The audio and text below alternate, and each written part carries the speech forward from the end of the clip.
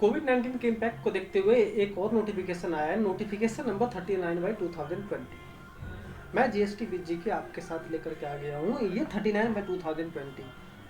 आप इस चैनल को जरूर सब्सक्राइब कर लीजिएगा और बेल आइकन को प्रेस कर लीजिएगा, ताकि जैसे ही कोई नया नोटिफिकेशन, सर्कुलर, अमेंडमेंट, अपडेट्स आया, मैं उसका वीडियो बनाऊँ, पोस्ट करूँ तो आपके पास नोटिफिकेशन चला जाए। चलिए मैं डिस्कस कर रहा हूँ नोटिफिकेशन नंबर 39/2020 के लिए। नोटिफिकेशन नंबर 39/2020 इशू किया गया सीबीआईसी के द्वारा 5/2020 को। एक बार मैं ओवरव्यू दे देता हूँ ये नोटिफिकेशन किसके ऊपर है। ये नोटिफिकेशन बात करता है आईबीसी को लेकर के, यानी कोई ऐसा एसएससी जिसका क्या हो चुका है, इंसॉल्वेंसी का प्रोसेस शुरू हो चुका है, आईबीसी का प्रोसेस शुरू हो चुका है, आईआरपी अपॉइंट हो चुका है, तो उसके लिए जीएसटी में एक नोटिफिकेशन आया था, नोटिफिकेशन नंबर 11/2020। उसी नोटिफिकेशन में कुछ अमेंडमेंट की गई है। इस नोटिफिकेशन के थ्रू कुछ रिलैक्सेशन दी गई है, कुछ टाइम पीरियड बढ़ाया गया है। तो मैं इसी पॉइंट के ऊपर डिस्कस करूंगा कि इस नोटिफिकेशन में क्या चेंज किया गया।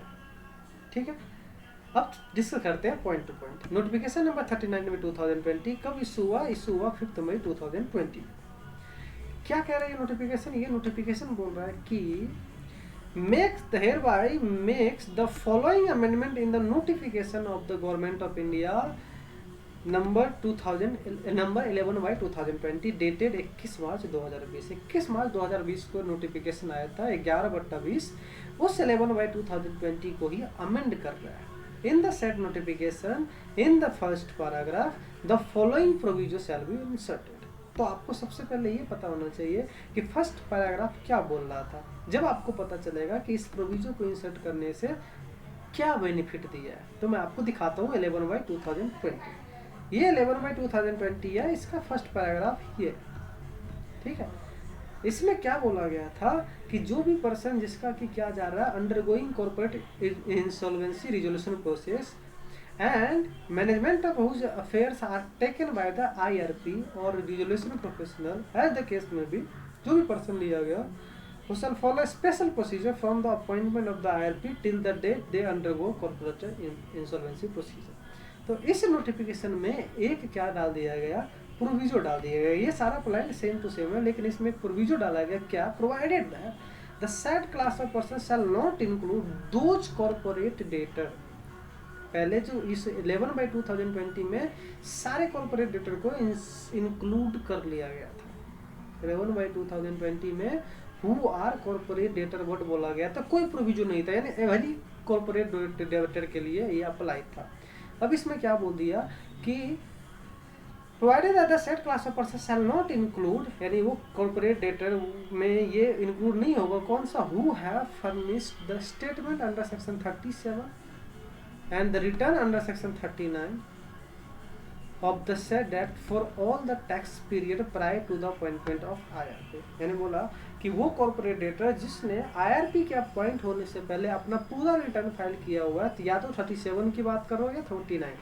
37 बोलता है GSTR 1 के बारे में और 39 बोलता है GSTR 3B के बारे में। तो बोलता है कि वो जिस कॉर्पोरेट डेटर जिसने 3B और 1 अपना टाइमली फाइल कर दिया, ऑल द टैक्स पीरियड, पूरे का पूरा, कोई भी पेंडिंग नहीं है, तो उसके लिए ये वाला क्लॉज से क्या हुआ कि ये क्लॉज, ये नोटिफिकेशन का जो पॉइंट है वो अप्लीकेबल नहीं हुआ, क्योंकि उसको प्रोविजन में डाल दिया।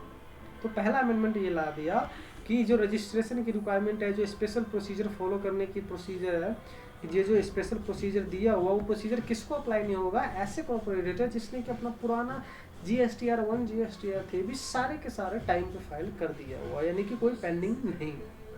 ठीक है, पहला अमेंडमेंट ये लाया गया। दूसरा अमेंडमेंट लाया गया है रिलैक्सेशन टाइम पीरियड की। क्या? तो पुराने नोटिफिकेशन में ये बोला हुआ था कि जिस डेट को नोटिफिकेशन आया था 21 मार्च को, तो पुराने नोटिफिकेशन में बोला गया था कि हर एक IRP या RP को नोटिफिकेशन आने के विदिन 30 डेज, या फिर अगर पहले ले चुका तो ठीक है, अगर नहीं लिया हुआ है तो नोटिफिकेशन आने के विदिन 30 डेज के अंदर में उसे क्या कर लेना है, रजिस्ट्रेशन ले लेना है। अब अमेंडमेंट क्या गया, ये पुराना वाला 2 बोलता था, क्या बोलता था, देखो ये था, इसको चेंज किया गया। ये पूरा पैराग्राफ को हटा करके नया इंसर्ट किया गया। कौन सा वाला? ये वाला, ये इंसर्ट किया गया। तो पहले पुराना वाला एक बार आपको बता दो। तो पुराने वाला में बोला गया था कि कोई भी person with effect from the date of appointment of registered person resolution professional या insolvency resolution professional be treated as distinct person for the corporator, उसको कॉर्पोरेटर का डिस्टिंक्ट पर्सन मान लेंगे और liable to take new registration, उसे नया registration लेना पड़ेगा। कब?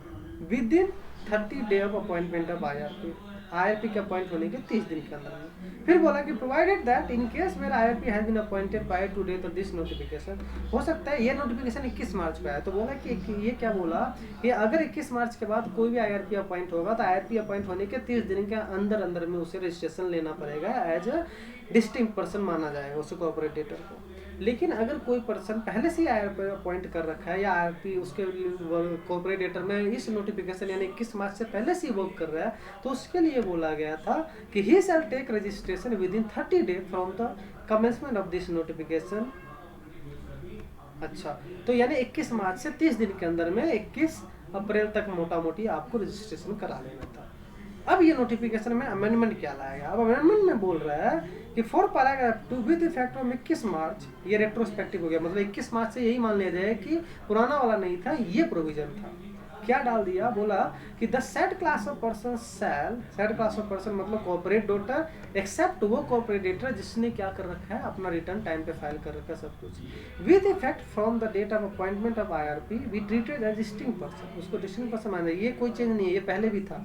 And shall be liable to take new registration, ये भी पहले से ही था, in each state union territory where the corporator registered. Amendment ये है कि within 30 day of the appointment of IRP और बाय 30th जून, जो उस नोटिफिकेशन के थ्रू 11 के अंतर्गत ये बोला गया था 21 मार्च से 30 दिन के अंदर यानी 21 अप्रैल तक करना था, उसको बढ़ा करके क्या कर दिया, उसको बढ़ा कर दिया 30 जून। यानी अब क्या हो गया कि अगर कोई IRP पहले से अपॉइंटमेंट है तो उससे टाइम है 30 जून तक, और अगर कोई IRP 30 जून के बाद अपॉइंट होता है तो जब अपॉइंट हो उसके विद इन 30 डे में वो अपॉइंटमेंट ले लेगा।